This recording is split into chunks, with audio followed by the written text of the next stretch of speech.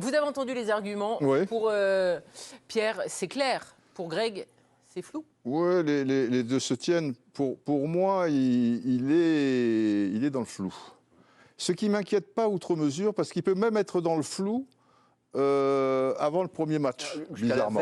Tu vois, quand ils ont été champions du monde en 2018, il te met un 11 contre l'Australie, avec Dembélé, tout ça et tout, qui n'aura plus rien à voir par la suite, puisque Giroud deviendra titulaire, puisque bon.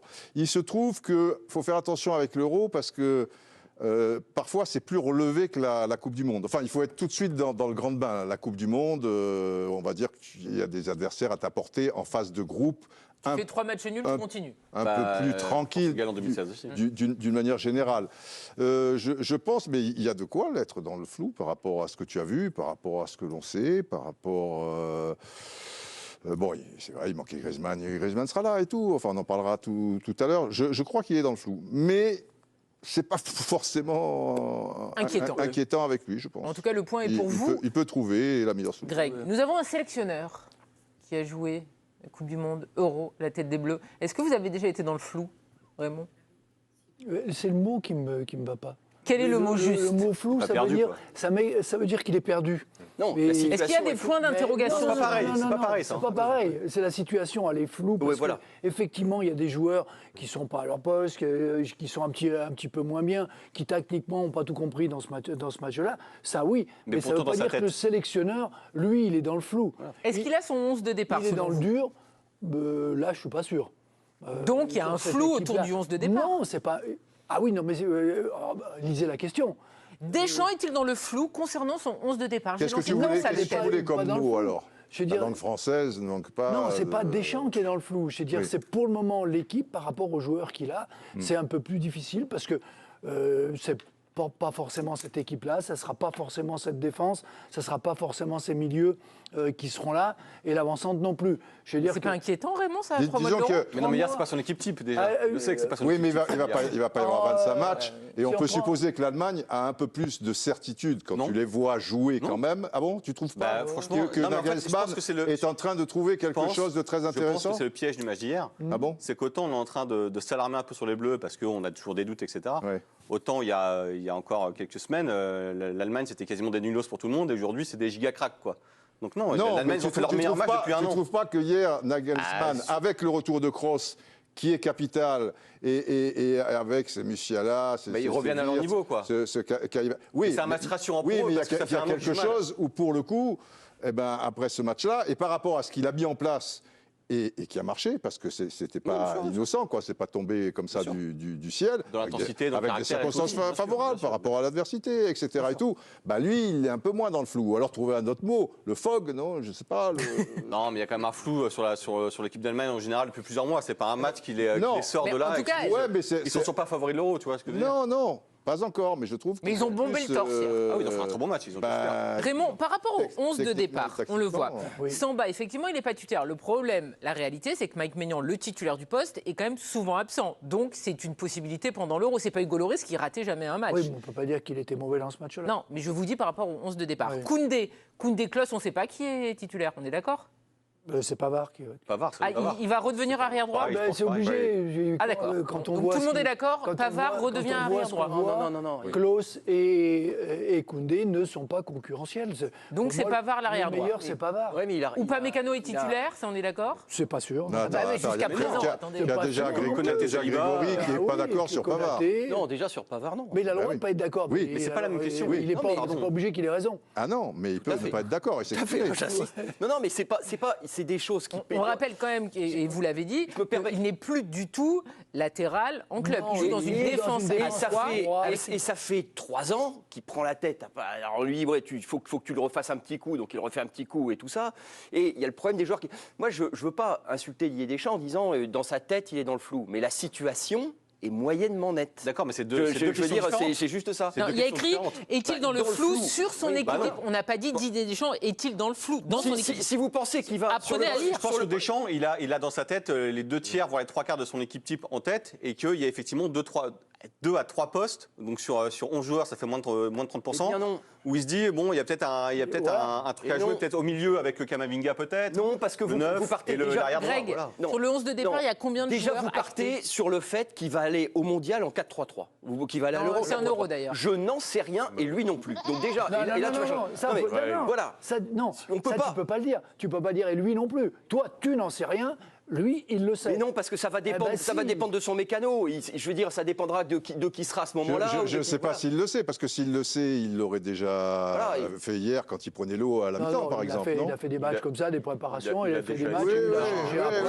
Non, mais je ne sais pas bien sûr qu'il le sait, justement. Enfin, il se dit peut-être, et ce qui s'est passé hier, ça doit affiner sa réflexion. Vous oubliez que Didier a cette capacité à s'adapter à la situation du moment et aux joueurs et à transformer en fonction.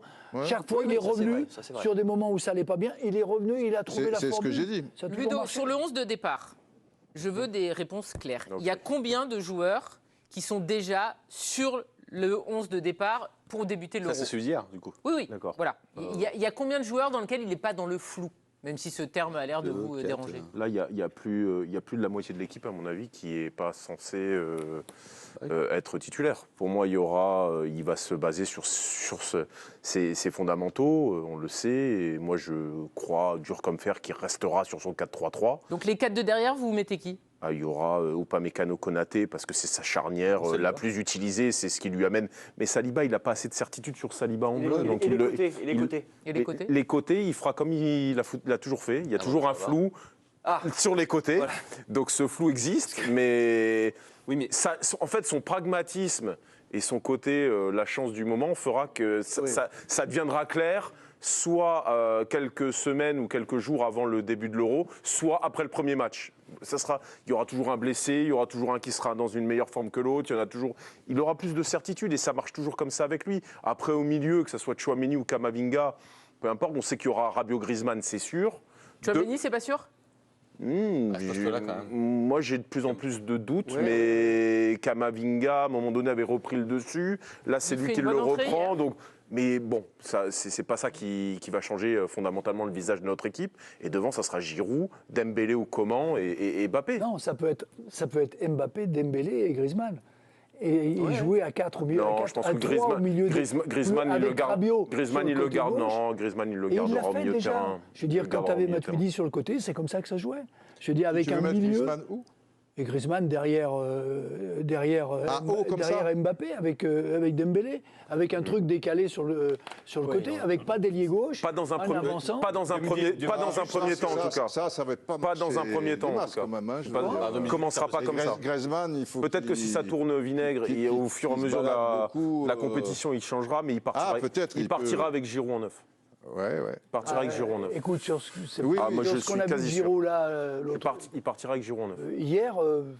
Non mais Raymond, Giroud, il est rentré tardivement. Il rentre un quart d'heure dans un match où tu touches pas une quille. Peut pas jouer Giroud. Au Milan, il fait du très bon boulot. Il fera la maille pour l'Euro et après il passera la main. Et on passera à autre chose à ce moment-là. On reparlera on aura des plans B avec Thuram les attaquants. ou Colomboigny. Pas si sûr.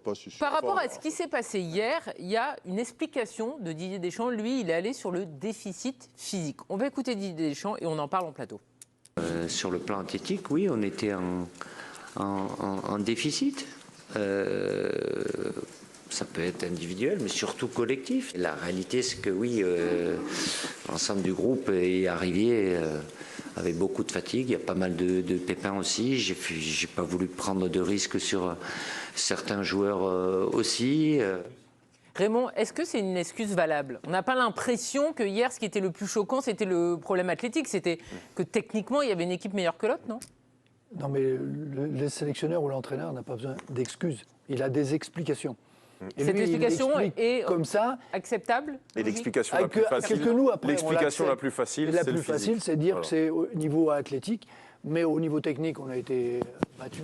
Tactique surtout. Et tactique, mais après, au niveau technique, ils nous ont fait du jeu à 3, avec appui, remise, ballon en profondeur, avec des courses en profondeur. Tranquille. Et c'est là où Didier il a raison de dire qu'au niveau athlétique, on a été pris, parce que sur toutes les courses en profondeur, on a été battus. On a été pris à chaque fois. Et au niveau tactique, je dis, c'est pour ça que moi je dis, le problème c'était les deux latéraux qui n'ont rien compris à la musique.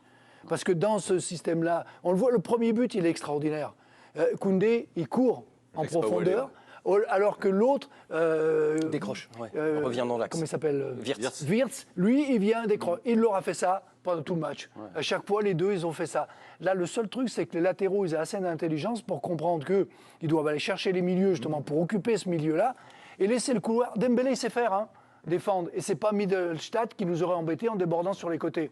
Et il aurait laissé travailler. Le latéral, il n'était pas dangereux. Il fallait fermer le milieu. Quand tu as des joueurs comme Kroos, Gundogan, qui viennent au ballon, qui distribuent, qui ont 15 mètres devant eux pour distribuer le jeu, tu peux faire ce que tu veux, tu peux t'expliquer, tu peux tourner les choses de telle manière, Wirtz rentre, les latéraux suivent. Les deux latéraux, ils viennent serrer beaucoup plus haut. Ça veut dire que tes milieux à toi, Zaïre Emery, Tchouaméni, ils sont obligés d'avancer, ils sont obligés d'aller les chercher. Ça, c'est une autre chose. Mais je ne suis pas sûr que ça soit la technique et ce que demande Deschamps, d'aller chercher plus haut. Je ne suis pas sûr que ça dépende de la montée ou pas des latéraux. Dans ce qui s'est passé, les deux latéraux, ils auraient dû réagir comme ça. Le premier but, il est extraordinaire, c'est la photographie du match. Ça a été en tout cas travaillé, c'est ce qu'ils ont dit en après. Greg, c'est trop facile ce que nous donne comme explication Deschamps. Je pense qu'il y a un fond de... Pour moi, il y a un fond de vrai. Les Allemands devaient aller chercher quelque chose. C'est une équipe qui est en crise, c'est une équipe qui a besoin de repères. Ils devaient aller chercher quelque chose. Nous, vous ne m'enlèverez pas de l'idée que la moitié des gars, enfin les 2 tiers des joueurs de l'équipe de France, ils ont la Coupe d'Europe dans 10 jours et c'est à ce moment-là de la saison. Les Allemands non, les joueurs allemands non. Non, mais parce que je viens de dire, je peux finir quand même. Je viens de dire Ludo que eux avaient approuvé. Mais des motivations. Pas l'argument de Coupe d'Europe puisque eux ils n'ont. Ensuite, non, mais c'est pas. Oui, mais ils doivent aller chercher quelque chose. Oui, avec l'équipe nationale. Voilà. Donc c'est pas. Les Français hier n'avaient rien. Rabiot n'avait rien à aller chercher. Tchouaméni non plus. Bon, première chose. Deuxième chose. Et ça a été beaucoup reproché à Deschamps. C'est une équipe qui a des qualités, l'équipe de France, de combat, qui a d'abord des qualités de combat. Moi, je les ai vus aller chercher une place en finale de Coupe du Monde sur les qualités de combat, contre le Maroc et contre l'Angleterre. Pas de jeu, donc. Pas tant que ça, mais elle est faite comme ça. Moi, c'est quelque chose qui me plaît. Il y en a qui n'aiment pas ça ou qui trouvent que c'est une limite. Je comprends bien. Mais quand ils ne mettent pas le curseur là, ça devient une équipe qui n'a pas des qualités techniques énormes, qui a pas des... Et il suffit qu'il en manque pour que ça devienne une équipe un petit peu standard. Par contre, ils peuvent monter haut dans ces circonstances-là, et c'est pour ça que c'est une équipe qui, depuis 4 ans, est aussi forte. Mais voilà, ils vivent quand même à travers ça. Et s'ils ne l'ont pas, il y a un problème. Pour aller quand même dans le sens de Didier Deschamps, on va prendre juste le milieu de terrain où notamment les Bleus se sont fait bouffer. Zaïre Emery revient de blessure et pour l'instant, il n'est pas à 100%. Rabiot, on pensait même qu'il allait être forfait pour ce rassemblement. Finalement, il a joué. Et Tchouaméni, lui, il est à 100%, mais il joue plus en défense centrale avec le Real. Donc, est-ce que sur ce point-là, on peut l'entendre, sachant que les 3 milieux de terrain du côté allemand, eux, ils ont été bons, ils nous ont mangé, et c'est là aussi où la différence s'est jouée. Moi, à partir du moment où les gens sont sur le terrain, ça veut dire qu'ils sont prêts à jouer. S'ils ne sont pas prêts à jouer, il y a quand même un réservoir en équipe de France qui nous permet, surtout au milieu de terrain, de pouvoir avoir des joueurs qui sont 100% aptes. Donc si on me dit que Rabiot et Zaïre Emery, moi je ne trouve pas d'excuse dans le match d'hier de me dire ils sont à 60, je peux pas aller. Je peux pas aller sur le plan. Déjà, j'en sais rien. Je sais pas. Rabiot, vous savez qu'il revient de blessure, il était touché au pied. Des fois, quand tu reviens de blessure, tu as fait un peu de frais. Enfin, tu sais pas vraiment. Il y en a qui ça réussit. Déjà, il y en a qui ont joué beaucoup, ils sont crevés. Il y en a qui ont fait un peu de frais, ils reviennent, ils sont frais. Bon, là-dessus, c'est difficile de quantifier, savoir qui est à 80, 90, c'est très difficile. Moi, hier, là où je vois que notre milieu de terrain s'épuise constamment, c'est à courir après le ballon. Ils ont fait que ça tout le match. De toute façon. Courir après le ballon. Ils sont en infériorité numérique en permanence. Ah ben oui, mais alors pour moi ça revient tu sais à quoi correspond notre deuxième but. Tu sais à quoi correspondent nos bonnes 15 minutes après les 25 premières. C'est quand même Zaïre Emery qui lui a un gamin de 17 ans. Alors je sais pas si c'est une consigne du coach ou si c'est lui sa réflexion personnelle qui fait qu'à un moment donné, il se dit on en a marre de se faire jongler, je vais aller quand même niaquer 2-3 mollets un peu plus haut. Comme de par hasard, ça correspond à la phase où on récupère des ballons plus haut, on commence à jouer, on commence à combiner, on commence à faire plein de choses.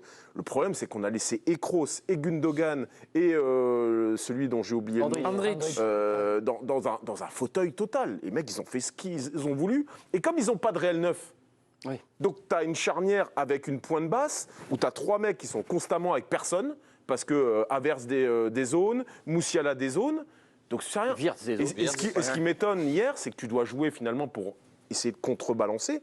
Jouer avec un triangle pointe haute plutôt qu'avec un triangle pointe basse. Ce qui te permettait d'aller un peu plus embêter et couper les lignes de passe sur les premiers relanceurs. Ce que tu dis, Ludo, c'est que quand ils sont allés les chercher un peu physiquement, voilà. Mais ça marche. C'est ce qu'a dit Deschamps. Ça marche, ça fonctionne. Mais quelles sont les consignes ? Ce que tu dis, Greg, est très juste. Et on le sait. Mais maintenant, je trouve que c'est quand même assez inquiétant que si physiquement tu as un peu une baisse de régime ou tu n'es pas dans le coup, qui a été le cas de la finale de la Coupe du Monde pendant 75 minutes, il faut bien comprendre 80. que devant une équipe... 80, tu dis le penalty? Non, 75. Pendant 80, on se fait trimballer, non? 77. 77, voilà. Quand le penalty arrive, comme il y a le but juste après, ça devient irrationnel. Et là, en plus, physiquement, et les Argentins qui sont perdus dans leur tête, ça devient... Oui, c'est vrai, c'est ça, c'est vrai. Mais c'est quand même un souci qu'un pays comme la France, si tu veux, où tu as des joueurs un peu dans tous les grands, hormis Griezmann, si tu veux, que techniquement, faut pas se reposer on soit inférieur, que si à un moment, la technique... La finale de la Coupe du Monde, c'est l'arbre qui cache la forêt, parce que c'est le miracle de la fin qui fait que même si tu as perdu, tu as le sentiment quand même d'avoir été à la hauteur, machin ou quoi. Mais tu n'as pas été à la hauteur. En demi-finale, que les Marocains comprennent bien que j'ai rien contre eux, mais ils sont au bout du bout, ils sont tous cassé physiquement. Ça mastique quand même. Ça mastique. Ça mastique. Ça a mis du temps à se décanter. Mais je veux dire, ça ne reste que le Maroc. Et tu es baladé pendant toute la deuxième mi-temps, si tu veux. On a souffert. C'est un peu l'histoire du mondial des champs quand même. Et sans compter le penalty peut-être sur oui, mais c'est le mandat des choses comme ça. Et contre l'Angleterre, bon, les circonstances, le penalty de Kane au-dessus, le but, enfin bon, on peut refaire un peu l'histoire. Donc, ça reste très limité. Avant, c'est étroit. La tu avais cette chose-là, mais tu avais Pogba et Kanté qui t'a amené, si tu veux... En 2018, ça. Voilà. Hormis le physique, une technique, si tu veux, un QI football ou des choses comme ça. Greg, vous avez gagné en tout cas. Que tu n'as plus aussi. Merci. Voilà, merci au public. Merci au public. Donc, on va continuer ça à en reste parler. très contrariant. L'équipe du soir continue avec toute la bande de présidents de l'équipe du soir, Didier Roustan, Ludovic Obraniak, Pierre Maturana, Grégory Schneider qui va prendre un petit jaune parce qu'il passe son temps à parler sur les offres de Camille pendant que je fais la présentation et tutti quanti. Et encore, allez, ça file en rouge. Et enfin, Raymond Domenech, c'est pas possible ça. On parlait donc de l'équipe de France. Raymond, ce qui s'est passé, est-ce que ça vous a surpris de voir que l'équipe de France était incapable de réagir? Parfois, elle rate une mi-temps, elle réagit. Là, que ça soit en première ou en deuxième, peut-être même la deuxième était pire que la première mi-temps. Donc finalement, l'impact de Didier Deschamps n'a pas existé à la mi-temps? Non, mais je reprends un peu les arguments de Greg sur la situation. L'Allemagne, je veux dire, on analyse l'équipe de France par rapport juste à l'équipe de France. Il y a l'équipe d'Allemagne en face, qui a hier fait un match de très haut niveau et qui nous a imposé le rythme, qui nous a imposé le jeu, qui nous a tout imposé tactiquement. Parce que cette équipe, et je suis d'accord, elle a quelque chose à prouver. Et ils étaient à la rue. On n'en parlait même pas quand on parlait des favoris joués chez eux. On ne citait même pas l'Allemagne. On citait l'Angleterre, la France, le Portugal, l'Espagne un peu ou l'Italie. Et les Allemands, on n'en parlait même plus. Tout d'un coup, ils se sont remis au centre du village, je trouve. Et c'est plutôt dans le sens en disant... sur quoi, sur quels éléments, comment ils nous ont dominés, qui compte, parce qu'eux, ils avaient quelque chose à prouver. Allez chercher. Eux, ils repartent avec des certitudes sur la qualité de leur jeu. Nous, on est dans le flou, mais on a le souvent... flou. Le flou. C'était bien ce mot, flou. Le flou. Nous, C'est importante. Mais pas le grand commandeur. Le grand commandeur, il n'est pas là. La question est claire. Je veux dire, sur le résultat, on se dit... On ne sait pas bien, mais toutes les compétitions, avant, on les a préparées comme ça. Tout est un peu flou. Il y a un homme, en tout cas, qui n'était pas là. Des fois, c'était flou. Avant la Corée-Japon, c'était flou et ça s'est pas bien passé. Et puis ça... Oui, donc des fois...